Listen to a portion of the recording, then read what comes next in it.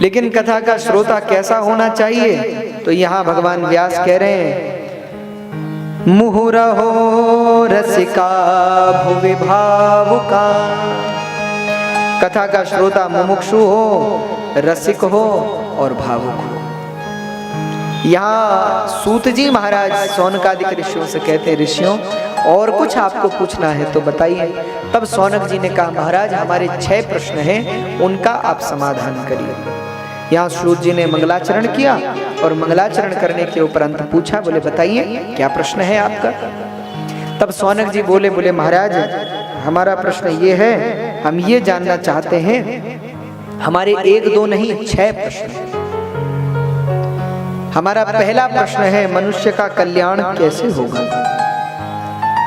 तब सूत जी ने कहा, ऋषियों यदि मनुष्य अपना कल्याण चाहता है तो भगवान के चरणों में समर्पित हो जाए, उसी में कल्याण। जब भक्त ये कह देता है कि प्रभु अब आप ही हमारा एकमात्र आश्रय है। देखो तुम जब भगवान के भरोसे हो जाते हो ना, आप जब भगवान के सहारे हो जाते हो ना, तो कम से कम इतना तो जरूर कहता हूं कि जीवन में इस बात को लेके कभी परेशान मत होना कि अगर हम भगवान का दिन रात भजन करेंगे तो हमारे भोजन की व्यवस्था कैसे चलेगी। इस बात को लेके परेशान मत होना,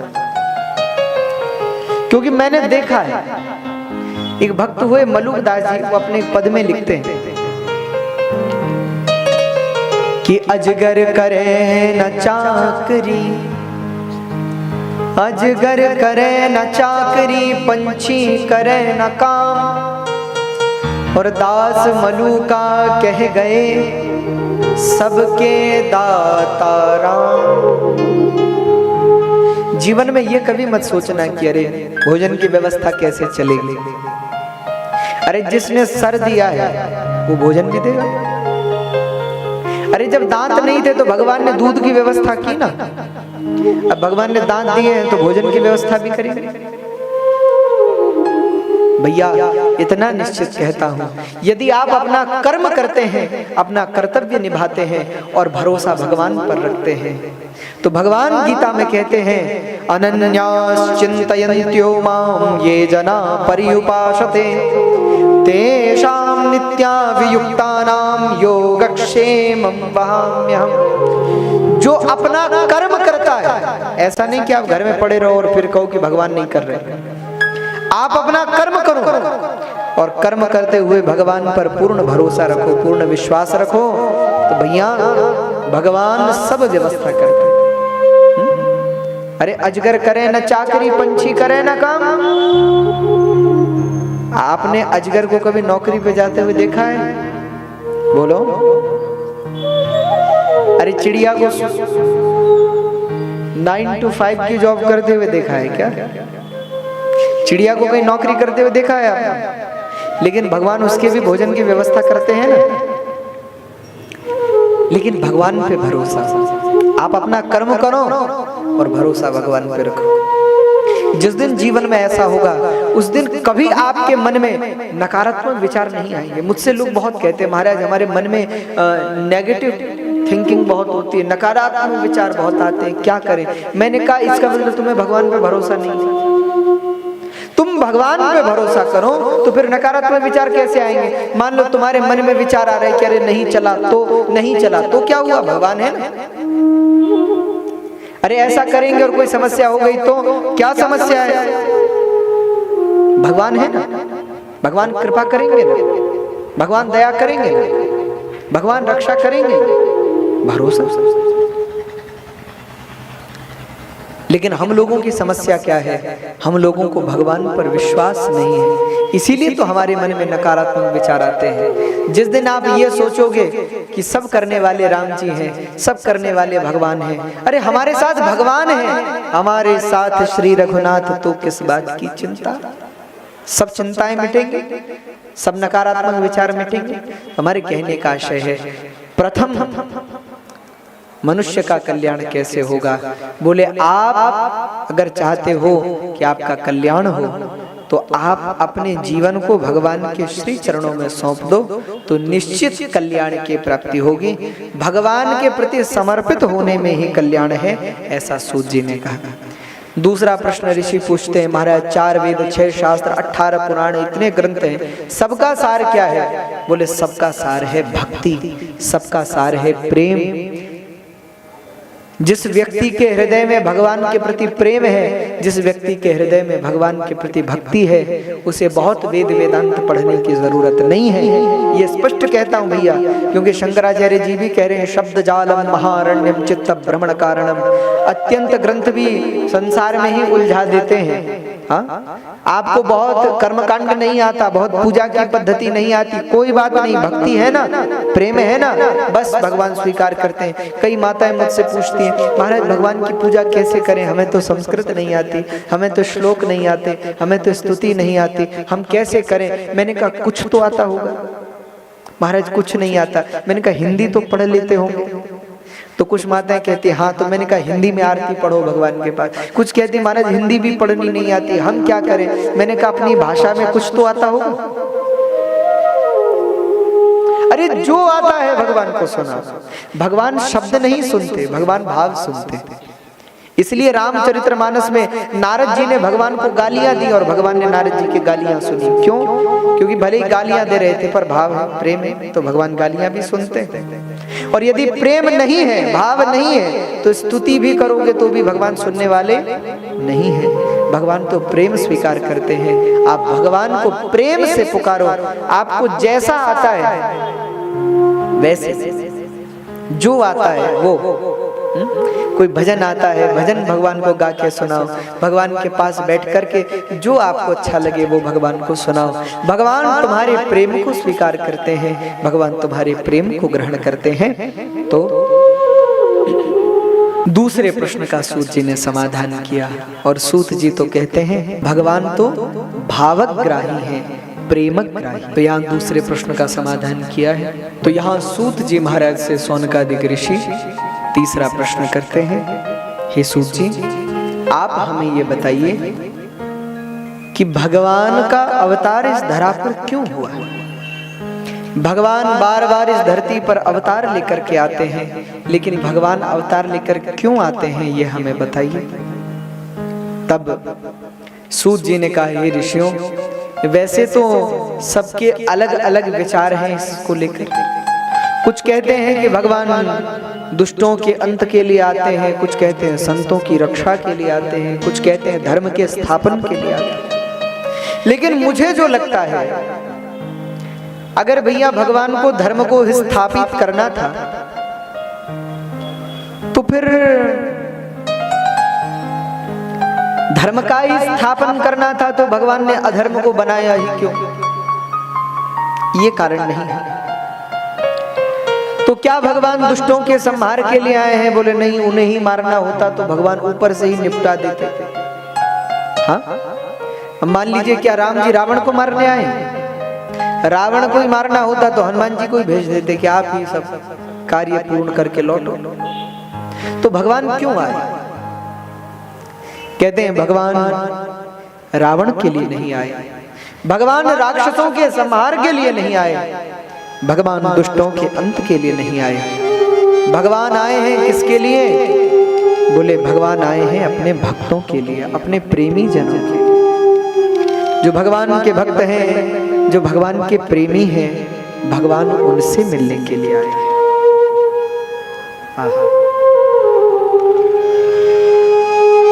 किसी ने भगवान से पूछा कि आप क्यों आए? तो भगवान ने भी कहा, बोले बांध लेते भक्त मुझको प्रेम की जंजीर में, इसलिए इस भूमि पे होता मेरा अवतार है, इसलिए इस भूमि पे होता मेरा अवतार है। भगवान अपने भक्तों के लिए आए हैं। राम जी रावण के लिए नहीं आए, राम जी शबरी के लिए आए। राम जी कुंभकर्ण को मारने नहीं आए, राम जी हनुमान जी से मिलने के लिए आए। राम जी बाली को मारने नहीं आए, राम जी निषाद राज को हृदय से लगाने आए। अरे राम जी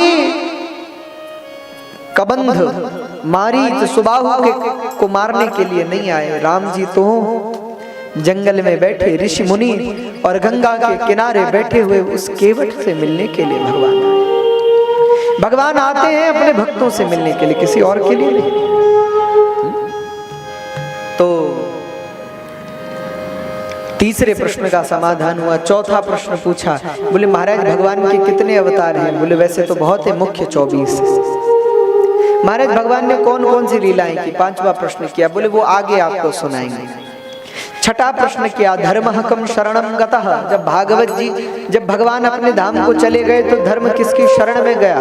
बोले जब भगवान अपने धाम को चले गए तो धर्म भागवत जी में ही विलीन हो गया, भागवत जी में ही समा गया। बोले श्रीमद् भागवत महापुराण की जय। तो धर्म भागवत जी में विलीन हो गया, भगवान भागवत जी में विलीन। अब भागवत के 3 मुख्य किरदार हैं, वक्ता, श्रोता और रचयिता। कल भी मैंने चर्चा की।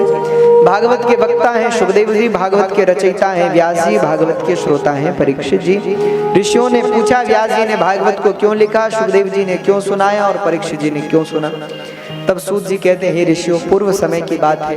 एक बार नारद जी महाराज व्यास जी के आश्रम में पहुंचे तो नारद जी ने देखा कि द्वापरे समनुप्राप्ते तृतीये युग पर्यये जात पराशरां योगी वासव्या कलया हरे। व्यास जी ने देखा, नारद जी ने देखा कि व्यास जी बड़े दुखित हैं। तो नारद जी ने व्यास जी से तुरंत पूछा, पाराशर्य महाभाग भवता कच्चिदात्मना परितुष्यति शारीरा आत्मा मानस एव वा। हे पाराशर्य, हे पराशर नंदन, हे व्यास जी, आप दुखित क्यों हैं, क्या बात है? तो व्यास जी बोले, हे नारद जी, आने वाला कलयुग बड़ा दुष्कर होगा। कलयुग में लोगों की आयु तो कम रह जाएगी और धर्म के संपूर्ण अंग छिप जाएंगे, नष्ट हो जाएंगे। तीर्थ नष्ट होंगे, व्रत नष्ट होंगे, यज्ञ नष्ट होंगे, दान नष्ट होंगे, व्रत आदि नष्ट हो जाएंगे, मंत्र आदि नष्ट हो जाएंगे। तब कलयुग में जन्मे कलयुग के प्राणियों का उद्धार कैसे होगा? इसलिए मैं दुखित हूँ। मैंने महाभारत और अन्य पुराण तो लिखे हैं, लेकिन वो इतने विस्तीर्ण हैं कि उनसे इनका कल्याण हो पाना कठिन है। कोई ऐसा साधन हो जो सहज हो, सरल हो और कलयुग के लोगों का कल्याण करने वाला हो। तब नारद जी ने कहा, हे व्यास जी, आप श्रीमद् भागवत की रचना करिए। ये क्या है? तो नारद जी ने अपने पिताजी ब्रह्मा जी से जो 4 श्लोक भागवत के प्राप्त किए थे, वो 4 श्लोक व्यास जी को प्रदान किए। बोले आप इन भागवत के 4 श्लोकों का विस्तार करिए और इन 4 श्लोकों से भागवत जी का निर्माण करिए। तब व्यास जी बोले महाराज मुझ में तो सामर्थ्य है नहीं कि मैं इतना बड़ा ग्रंथ लिख सकूं। तो नारद जी ने कहा कि यदि आप में सामर्थ्य नहीं है, चिंतित न हो, भगवान पर भरोसा करके लिखो। ए व्यास जी, मैं भी एक सामान्य से दासी का पुत्र था, लेकिन भगवान की कृपा हो गई और देव दत्तमिमां वीणां स्वर ब्रह्म विभूषितां मूर्छयित्वा कथां गायमानश्चराम्य। आज भगवान की कृपा ऐसी हो गई, मैं ब्रह्मा जी का पुत्र हो गया, तीनों लोकों में मेरी गति है, सब मेरा सम्मान करते हैं। ये सब भगवान की दया है। भैया, भगवान चाहें तो तिनके को ब्रह्मास्त्र बना सकते हैं। भगवान अगर चाहें तो एक सामान्य से जीव को भी बलवान से भी बलवान बना सकते हैं। और भगवान अगर चाहें तो बलवान ब्रह्मास्त्र को भी तिनका कर सकते हैं। तिनके को ब्रह्मास्त्र और ब्रह्मास्त्र को तिनका भगवान बना सकते हैं। हाँ, भगवान का बल देखो। मानस में, रामायण में, वाल्मीकि रामायण में कथा आती है, जब सुग्रीव बाली से लड़ने गया, राम जी ने उसे भेजा कि भैया तू जा, हम पीछे से बाण मारेंगे, बाली मर जाएगा, तू जा। वाल्मीकि रामायण में वाल्मीकि जी कहते हैं कि सुग्रीव जैसे ही आया और सुग्रीव ने जैसे ही आवाज लगाई, बोले बाली बाहर निकल, युद्ध कर देख, आज तेरा काल आया है, बाहर निकल। आज जब सुग्रीव की ये बात बाली की पत्नी, उसका नाम था तारा, ये बात जब तारा के कानों में पड़ी तो तारा सचेत हो गई। बाली ने जैसे ही सुना तो बाली की आंखें लाल हो गई, क्रोध से गदा उठाई बाली ने। बताओ, मेरे सामने तिनके के जैसा ये सुग्रीव मुझे ललकार रहा है, इसकी इतनी हिम्मत। लेकिन आज तारा ने बाली का हाथ पकड़ लिया। बाली जा रहा था लड़ने, अभी बताता हूं। अरे ये सुग्रीव तिनके के बराबर है मेरे जैसा, मेरे सामने। लेकिन तारा ने हाथ पकड़ लिया, रुक जाइए महाराज। बाली ने कहा देवी क्या हुआ? तारा ने कहा आज लड़ने मत जाओ। वाल्मीकि जी लिख रहे हैं। तो बाली ने पूछा कि क्यों? सुग्रीव तो तिनके के जैसा है मेरे लिए। बाली ने कहा अब सुग्रीव की आवाज को ध्यान से सुनो। आज सुग्रीव की आवाज पहले जैसी नहीं है। सुग्रीव की आवाज में वजन दिख रहा है। सुनने में आया है कि सुग्रीव के साथ राम जी हैं। अरे बाली ने कहा तो क्या? सुग्रीव मेरे सामने तिनके के जैसा है। बोले तिनका है, पर राम जी चाहे तो तिनके को भी ब्रह्मास्त्र बना सकते हैं। आज लड़ने मत जाओ भैया। भगवान तो निर्बल को बलवान और बलवान को भी निर्बल कर देते। भगवान तो भगवान। तो कहने का आशय है, नारद जी ने कहा व्यास जी भगवान पर भरोसा रखो और आप जाओ बद्रीनाथ में भागवत जी का लेखन करो। तब व्यास जी बद्रीनाथ में पहुंचे और बद्रीनाथ में व्यास गुफा है ना, वहां बैठे। लिखे कौन? तो गणेश जी का स्मरण किया। तो वहीं बगल में गणेश गुफा है, तो गणेश जी वहां लिखने लगे और व्यास जी बोलने लगे। आप लोगों ने व्यास गुफा का दर्शन किया है? सबने किया होगा।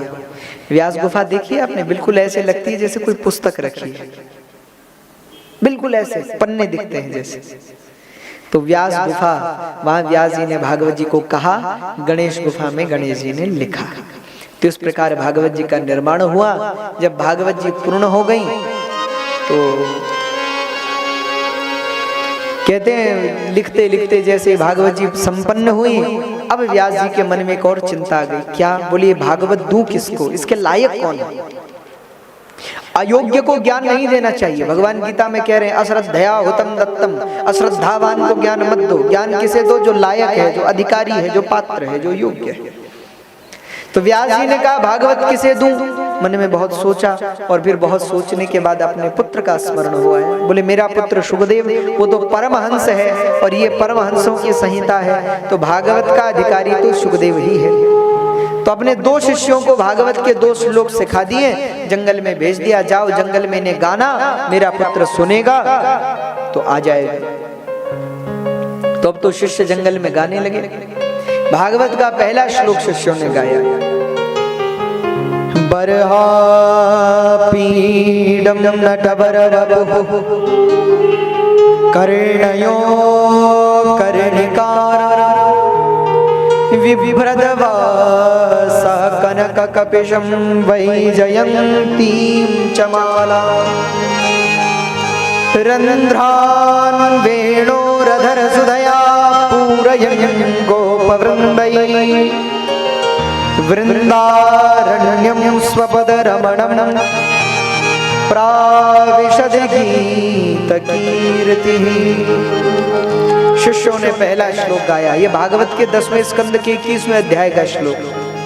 शिष्य गाने लगे, भगवान के सौंदर्य का वर्णन करने लगे। भगवान कैसे दिखते हैं? बोले बरहा पीडम नटवर वपुः कर्णयो कर्णिकार, जिनके मस्तक पर मोर पंख का मुकुट है, जिनके गले में वैजयंती की माला है, जिनके कानों में मकराकृत कुंडल है, जिनके देह पर सुंदर पीतांबर है, जिनका मोहिनी स्वरूप है, जिनके अधरों पर वंशी है, सुंदर है। ऐसे ठाकुर जी का वर्णन किया तो सुखदेव जी ध्यान में बैठे थे और ध्यान टूट गया सुखदेव जी। आहा, इतने सुंदर। पर फिर सुखदेव जी ने सोचा जो लोग सुंदर ज्यादा होते हैं ना, उन्हें अपने पे बड़ा अभिमान होता है, इसलिए भैया इनसे तो किनारे रहो। ठीक है, किनारे हो। फिर ध्यान में बैठ गए। शिष्यों ने दूसरा श्लोक गाया जो भागवत के 3रे स्कंद का श्लोक। सुखदेव जी शिष्य गा रहे हैं, अहो बकीयं स्तनकालकूटं जीघांशयापाययदप्यसाध्वी लेभे गतिं धात्र्युचितां ततोऽन्यं कं वा दयालु शरणं व्रजेम। शिष्यों ने दूसरा श्लोक गाया बोले भगवान का स्वभाव कैसा है? अहो बकीयम स्तनकालकूटम, जो बकासुर की बहन पूतना भगवान को विष पिलाकर मारने को आई थी, बताओ विष पिलाने वाले को भी भगवान ने वो गति दी जो यशोदा मैया को। भगवान ने ये नहीं देखा कि पूतना ने मुझे विष पिलाया, भगवान ने ये देखा इसने मेरी माँ यशोदा की तरह मुझे गोद में बिठाया, मुझे दूध पिलाया, भैया ये भी मेरी माँ है। भगवान ने पूतना का भी कल्याण कर दिया। बोलो, जो मारने आई पूतना को भी तार दे, उससे बड़ा दयालु संसार में कौन होगा? बोलो, संसार का और भगवान का गणित अलग अलग चलता है। संसार का गणित ऐसा है कि किसी के 99 काम करो और एक मत करो तो सब बराबर, और भगवान के यहाँ किसी में 99 बुराई हो लेकिन एक अच्छाई हो, तो 99 बुराई ठाकुर जी नहीं देखते, उसकी एक अच्छाई देखते। अच्छा मुझे एक बात बताओ, भगवान अगर बुराई देखने लगे तो हम में से कोई काम का है क्या? अगर भगवान सबके खाते में बुराई देखने लगे कि बुराई कितनी है, बुराई कितनी है,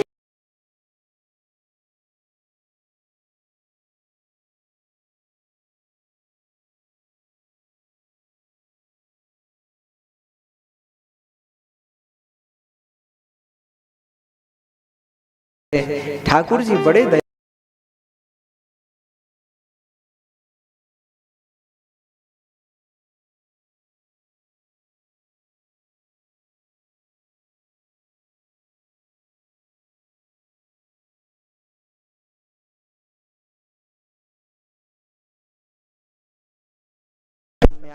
व्यास जी को वंदन किया। व्यास जी से कहा पिताजी ये भागवत आप मुझे सिखा दीजिए। बोले पुत्र कुछ प्राप्त करने के लिए पहले परीक्षा देनी पड़ती है, तो जनक जी के यहाँ गए, वहां परीक्षा दी सुखदेव जी ने, और फिर लौटे हैं सुखदेव जी। तब भागवत जी का अध्ययन सुखदेव जी ने किया, और अध्ययन करने के उपरांत सुखदेव जी फिर जंगल की ओर चल पड़े। फिर जंगल में जाकर के भगवान का भजन करने लगे। हाँ, कहने का आशय है, आपने भागवत के रचयिता व्यास जी के बारे में सुना, आपने भागवत के वक्ता सुखदेव जी के बारे में सुना। भैया सुखदेव जी कोई सामान्य नहीं है। मुझे लगता है मैं अपने हृदय की बात आप लोगों से निवेदन करूं, भैया मैंने बहुत ऋषि मुनियों के बारे में पढ़ा, महात्माओं के बारे में पढ़ा, पर जो जीवन सुखदेव जी का है वैसा किसी का नहीं। महाराज ऐसा दिव्य जीवन है सुखदेव जी का कि उनके लिए किसी में भेद नहीं है। कौन नर है, कौन नारी है, स्त्री है, पुरुष है, बालक है, वृद्ध है, पशु है, पक्षी है, जीव है, जंतु है, पेड़ है, पौधे, कुछ नहीं। वो जब किसी को देखते हैं ना, अभी हमारी किसी पे नजर जाती है तो हमको क्या दिखता है? अरे ये कोई भाई साहब है, ये कोई माता जी है, ये बालक है, ये वृद्ध है, ये सामान्य है, ये विशेष है, नजर जाती है। लेकिन सुखदेव जी की नजर में किसी के प्रति भेद नहीं। उनके लिए जीव जंतु पशु पक्षी नर नारी सब में, वो सब में भगवान को देखते हैं। और सिया राम में सब जग जानी, करहूं प्रणाम जोर जुग। भगवान तो सब में सीताराम जी को देखते हैं, सुखदेव जी सब में भगवान को देखते हैं। ऐसा दिव्य सुखदेव जी का जीवन है। तो सुखदेव जी अब चल पड़े हैं। तो आपने वक्ता और रचयिता के बारे में सुना। कल हम भागवत के श्रोता की चर्चा करेंगे। भागवत के श्रोता कौन है? तो भागवत के श्रोता परीक्षित जी महाराज हैं। तो कल हम उनकी चर्चा करेंगे, उनके चरित्र को सुनेंगे, आगे की बहुत सी कथाओं का श्रवण करेंगे।